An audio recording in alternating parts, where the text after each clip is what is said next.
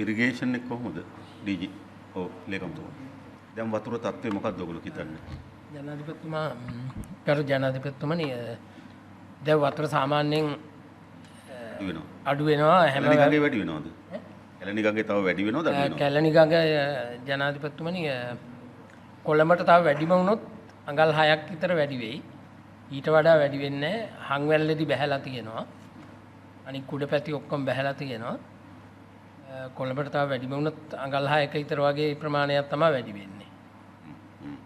අපේ වැව් ටික ඔක්කොම දැන් අර FSL එකේ කියන්නේ ස්පිල් ලෙවල් එකේ තියෙනවා. ඊට වැඩිය උඩ තිබිච්ච ඔක්කොම පාත් වෙලා තියෙන්නේ. මේ පැත්ත මහඔය මහවැලි ගඟ කියන්නේ මහවැලි ගඟේ ත්‍රිකුණාමලයේ මුතුර් ඒ කන්තලේ කියන ඒ බෙල්ට් එකේ මේ වැඩි වෙනවා. ඔව් ඒක තාම ටිකක් වැඩි වෙනවා.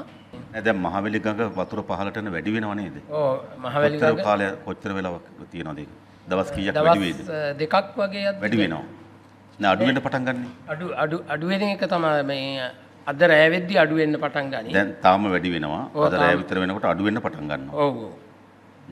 ඒ කියන්නේ මනම් පිටිය දැන් අඩු වෙලා ඔය පල්ලෙහා ටික තමයි ට්‍රින්කෝ පැත්තට තමයි එන්නේ. ඔව්.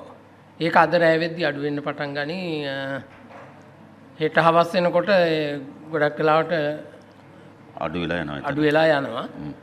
අම්පාර ජනාධිපතිතුමා ගල්ඔය බණ්ඩ ඒ කියන්නේ ගඟේ බණ්ඩ එක මේ සැරෙත් ආයෙසරයක් කඩනවා. ජලාශයට ප්‍රශ්නයක් නෑ නෑ. ජලාශය කොච්චර මට්ටමක් තියෙනවද ජලාශය වතුර? ජලාශය දැන් අඩි 91 විතර වගේ තියෙන්නේ. අඩි 110 තමයි වාම් මට්ටම. අපි ඒකට වැඩි කරන්නේ නෑ නේද? නෑ කිසි අවධානමක් නෑ. අපි දැන් ඒක හැබැයි ඒ වුණාට හෙට අනිද්දා දිහාට බස්සන්න පටන් ගන්නවා තමයි.